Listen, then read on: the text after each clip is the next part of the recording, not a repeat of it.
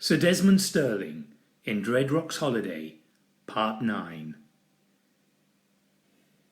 The Nazi brushed a fragment of dust off his otherwise immaculate uniform and stared expressionlessly at Polkinghorne. "Your name?" Cubert Polkinghorne, your... The little squirt floundered. Your Naziness.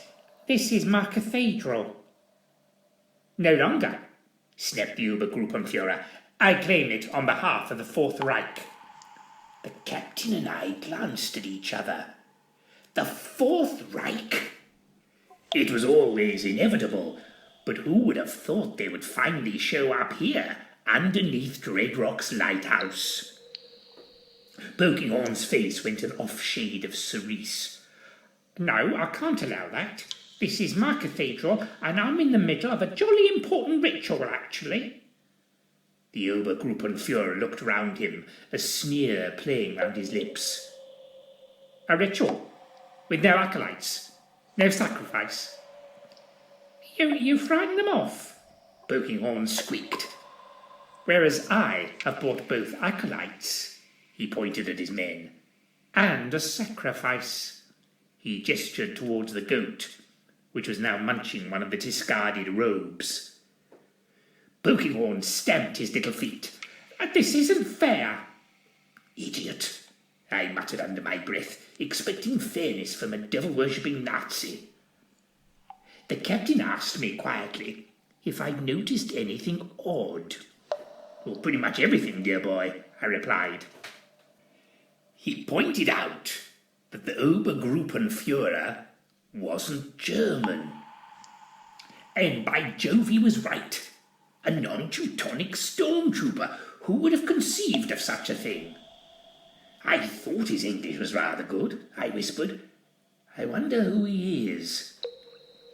The captain then informed me that his name was Derek Loveday and that they were at Eton together. I was shocked into speechlessness. An old Etonian. But they've always produced such fine and upstanding citizens. Apparently, he was a scholarship boy from Greenford. But we were spared any further discussion on the infiltration of our fine public school system by oiks. The goat had been snuffling about the cavern and had found us and was trying to nibble my sou'wester. I tried to shoo it off as quietly as I could, but the wretched creature was determined. Possibly knew it was its last supper. Unfortunately, the kerfuffle had been noticed by the Nazi, who with a click of his fingers had sent one of his soldiers to investigate. Within moments, the captain and I were being held at gunpoint, our arms aloft, as the damned totalitarian stared at us coolly. It was soon obvious that he didn't recognize either of us, and just assumed that we were acolytes of Polkinghorne. I glanced at our assumed leader. Would he give us away? "Excellent," said the Obergruppenführer. "Human sacrifices are always more effective than a goat." Oh, Lord. It seems I had jumped out of the frying pan, only to land back in exactly the same frying pan. As a man, I have few weaknesses.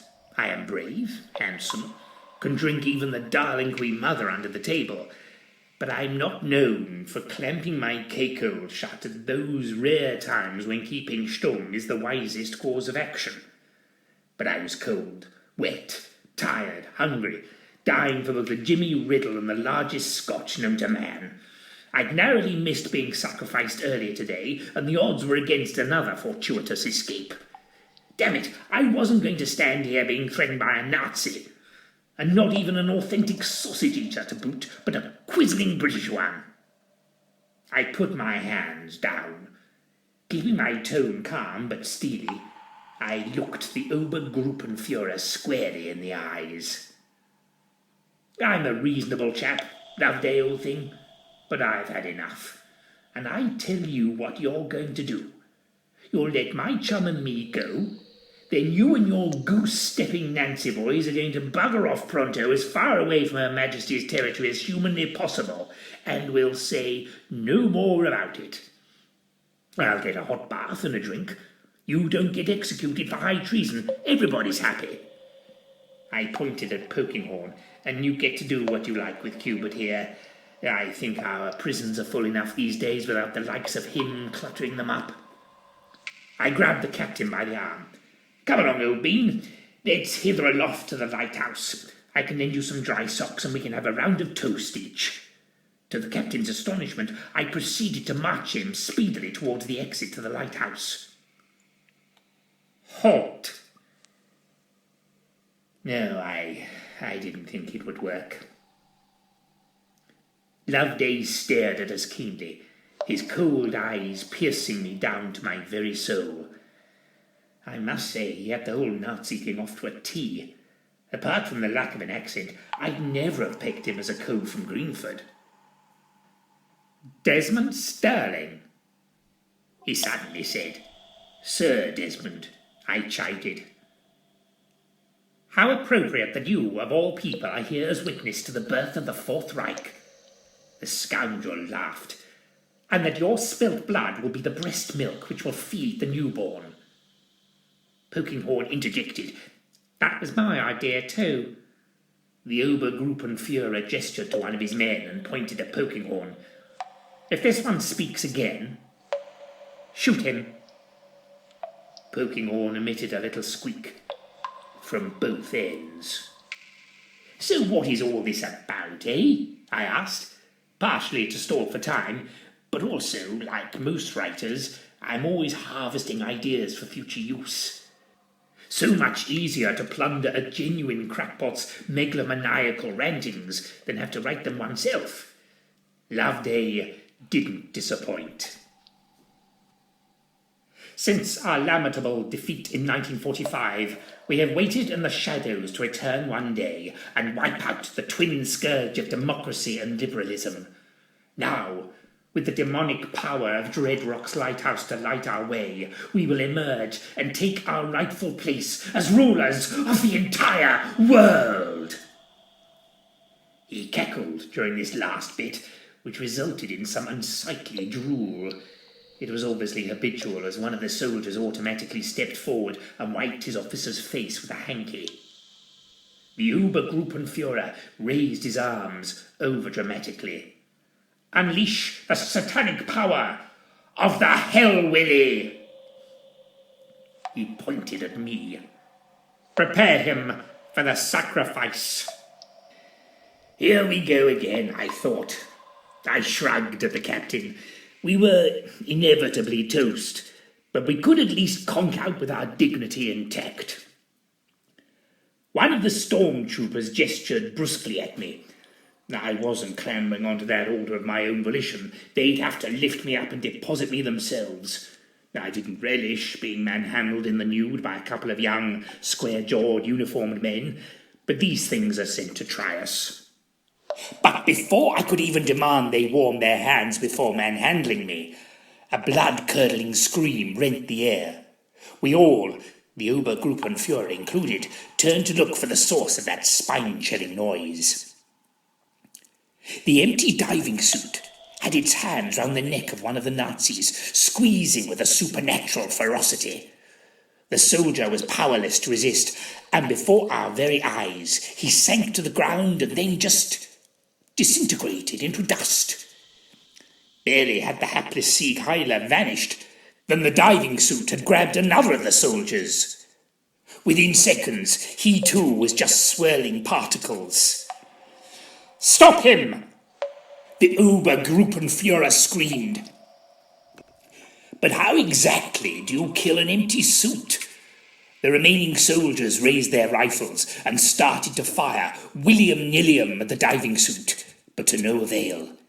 Yet more soldiers succumbed to the terrifying gloved hands of the suit. Protect me! The Obergruppenführer demanded of the surviving soldiers, who, frankly, weren't making a particularly tip-top job of protecting themselves. Just as I was about to suggest to the captain that we take advantage of this distraction, there was a tremendous explosion from high above us.